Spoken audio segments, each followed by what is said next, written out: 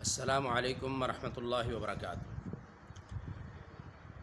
برادران اسلام، آج 1443 ہجری کا رمضان المبارک اپنے دوسرے عشرے کے اختتام کی طرف آ رہا ہے، اور آج الحمدللہ 20ویں تراویح ہم پڑھ چکے ہیں۔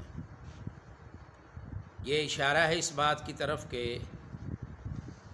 رمضان المبارک تیزی سے اپنی منازل کو، رحمتوں کو، برکتوں کو نچھاور کرتے ہوئے، سمیٹتے ہوئے تیزی سے اپنے انجام کی طرف جا رہا ہے۔ دوسرے عشرے کا آخری اور تیسرے عشرے کی ابتدا کل افطاری کے بعد انشاءاللہ ہو جائے گی۔ تو رمضان المبارک، اس کی ایک ایک ساعت، ایک ایک لمحہ بڑا ہی قیمتی اور بڑا ہی اللہ کے ہاں قدر و منزلت والا ہے۔ اس کے باوجود رمضان المبارک کا آخری عشرہ تو بہت زیادہ اہمیت کا حامل ہے۔ سورۃ القدر 30ویں پارے میں اللہ رب العزت ارشاد فرماتے ہیں: اعوذ باللہ من الشیطان الرجیم، بسم اللہ الرحمن الرحیم، انا انزلناہ فی لیلۃ القدر۔ قرآن کریم کا اللہ تعالیٰ تعارف کروا رہے ہیں کہ بے شک ہم نے قرآن کو لیلۃ القدر میں نازل فرمایا ہے۔ اور دوسرے پارے میں اللہ تعالیٰ نے ارشاد فرمایا: شہر رمضان الذی انزل فیہ القرآن ھدی للناس، کہ رمضان کا مہینہ وہ ہے جس میں ہم نے قرآن کریم کو نازل فرمایا ہے۔ ھدی للناس، لوگوں کے لیے ہدایت ہے، وبینات من الہدی والفرقان، اور اللہ تعالیٰ نے اس میں ہدایت کی باتیں کھول کھول کر بیان کر دی ہیں، اور یہ حق اور باطل، برائی، اچھائی، بہتری اور بدی، کمی کوتاہی، اچھائی بلائی میں یہ فرق کرنے والی کتاب ہے۔ اب اس کتاب کو اللہ تعالیٰ نے رمضان میں نازل کیا، رمضان میں پھر لیلۃ القدر میں نازل کیا، اور لیلۃ القدر کے بارے میں اللہ رب العزت نے قرآن کریم میں ارشاد فرمایا ہے کہ لیلۃ القدر خیر من الف شہر، یہ 1000 مہینوں سے بہتر ایک رات ہے جس کا نام لیلۃ القدر ہے۔ تنزل الملائکۃ والروح، اس لیلۃ القدر میں آسمان سے فرشتے اور روح الملائکہ یہ نازل کیے جاتے ہیں یا آسمان سے اترتے ہیں۔ فیہا باذن ربہم من کل امر، تو اس رات میں اللہ تعالی ہر چیز کا فیصلہ لکھ دیتے ہیں۔ اللہ اکبر، صبح تک سلامتی رہتی ہے۔ تو یہ رات لیلۃ القدر کی رات جو ہے آخری عشرے میں آتی ہے۔ آج دوسرے عشرے کی آخری رات ہے، کل آخری دن ہوگا دوسرے عشرے کا۔ رمضان المبارک کا تیسرا عشرہ کل اس کی پہلی رات ہوگی، طاق رات جسے کہا جاتا ہے۔ اور رسول اللہ صلی اللہ علیہ وسلم، صحیح بخاری کی حدیث ہے، ایک دن اپنے گھر سے باہر تشریف لائے یہ بات بتانے کے لیے کہ لیلۃ القدر کی رات کس رات میں نازل ہوگی، کس رات میں لیلۃ القدر آتی ہے۔ اس لیے کہ لیلۃ القدر بڑی فضیلت والی، بڑی عظمت والی، بڑے اجر اور ثواب والی یہ رات ہے۔ رسول اللہ صلی اللہ علیہ وسلم اس بات کی خبر دینے کے لیے گھر سے باہر تشریف لائے۔ آگے دیکھا 2 صحابہ آپس میں کسی معاملے میں جھگڑ رہے ہیں، تو رسول اللہ صلی اللہ علیہ وسلم ان کی صلح صفائی کروانے کے لیے ان کے ساتھ مشغول ہو گئے۔ بعد میں رسول اللہ صلی اللہ علیہ وسلم نے ارشاد فرمایا، کہا میرے صحابہ، اللہ تعالیٰ نے مجھے لیلۃ القدر کی رات کے بارے میں خبر دی تھی، میں بتانے کے لیے آپ کو اپنے گھر سے باہر نکلا ہوں، خواب میں اللہ نے مجھے بتایا تھا، میں وہ خوشخبری دینے کے لیے آپ کو وہ قیمتی رات حاصل کس طرح کی جائے گی، کس رات میں آئے گی، 21ویں، 23ویں، 25ویں، 27ویں یا 29ویں رات میں، وہ بتانے کے لیے گھر سے باہر نکلا ہوں۔ لیکن میں نے آپ کا جھگڑا دیکھا، اس میں مشغول ہوا، اللہ تعالیٰ نے اس بات کو میرے دل سے واپس اٹھا لیا ہے۔ پھر فرمایا رسول اللہ صلی اللہ علیہ وسلم نے اس کو 25ویں میں، 27ویں میں، 29ویں میں اسے تلاش کرو، یہی تمہارے لیے بہتر اور خیر کی اور بلائی کی بات ہے۔ اب وہ 83 سال کی عبادت، 1000 مہینہ 83 سال کے برابر ہے۔ 83 سال کی عبادت ایک سائڈ پر اور ایک رات کی عبادت ایک سائڈ پر۔ اس ایک رات کو حاصل کرنے کے لیے ہمیں اب رمضان المبارک کے آخری عشرے کی تاک راتوں میں ضرور عبادات کرنی چاہیے، اس میں قیام کرنا چاہیے، قرآن کریم کی تلاوت کرنی چاہیے، ہمیں صدقہ کرنا چاہیے، بلائی کی خیر کی بات دوسرے کو بتلانی چاہیے، ہمیں قرآن کریم کی تلاوت کرنی چاہیے، نصیحت کرنی چاہیے، اللہ سے رو رو کر دعائیں کرنے چاہیے۔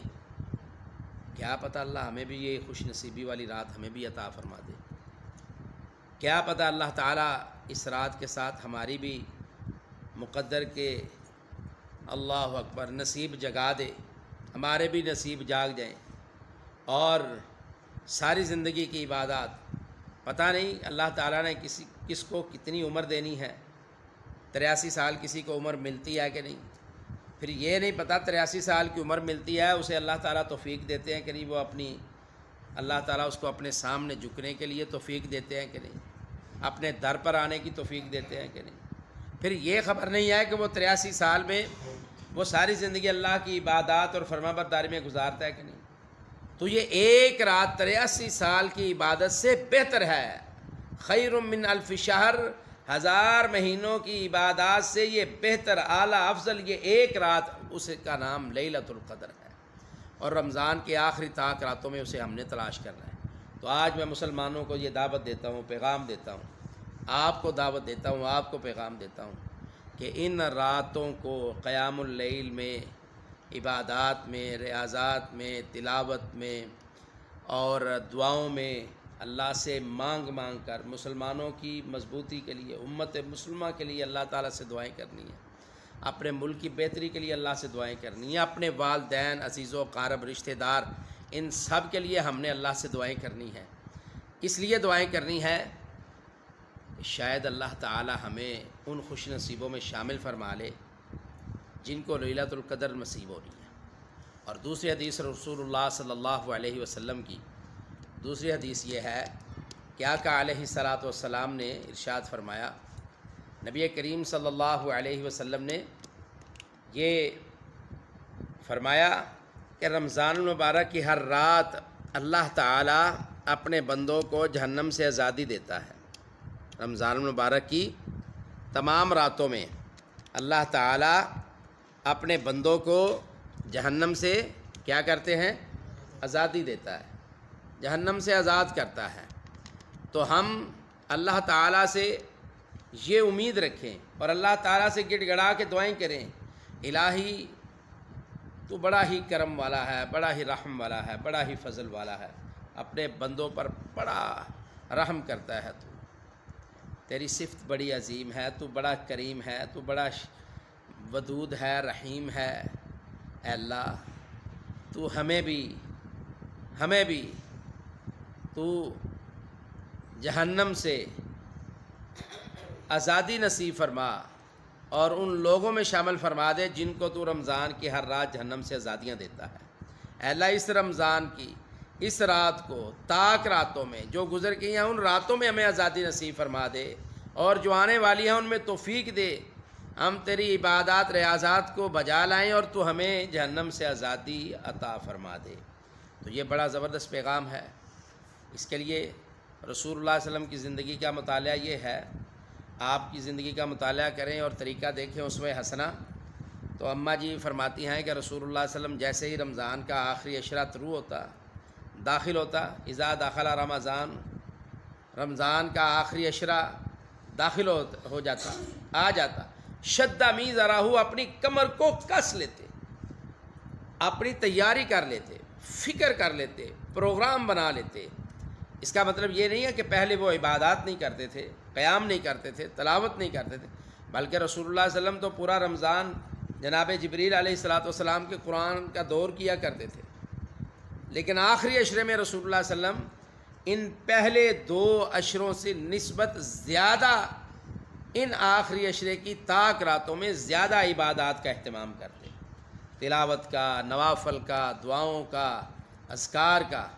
تو میرا بھی مسلمانوں یہ پیغام ہے آپ کے لیے، بیٹوں سے پیغام ہے، بیٹیوں سے پیغام ہے، خواتین سے پیغام ہے، مسلمانوں کی عورتوں سے، امت مسلمہ کی خواتین سے یہ التماس ہے کہ ہمارے جو جتنے بھی معاملات بکھرے ہوئے ہیں، آؤ اللہ کی طرف سے صدا لگنے والی ہے، ہر رات صدا لگتی ہے، آؤ جسے جو تکلیف پریشانی ہے، جو بیماری سے صحت چاہتا ہے، جو تنگی سے آسانی چاہتا ہے، جو بے روزگاری سے روزگار چاہتا ہے، جو مشکلات میں گھرا ہوا ہے اور آسانیاں چاہتا ہے، وہ میرے سامنے آئے، میں اس کی ان ساری چیزوں سے اسے نجات دوں گا۔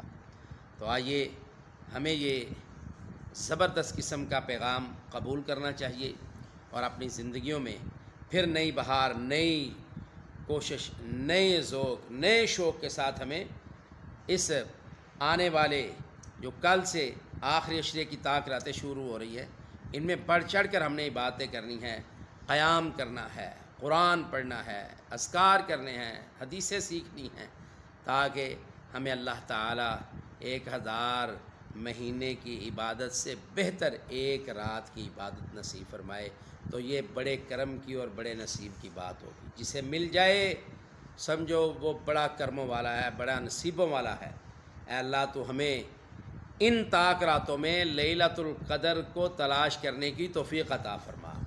اے اللہ یہ جو رمضان ہے اس کے آخری عشرے میں ہمیں لیلۃ القدر کی عبادت نصیب فرما۔ اے اللہ ہمارے مقدروں کو جگا دے، ہمارے نصیبوں کو بہتر کر دے۔ اے اللہ ہمارے نصیبوں اور مقدروں کو چمکا دے۔ تو اپنا فضل اور انعام ہم پر یہ کر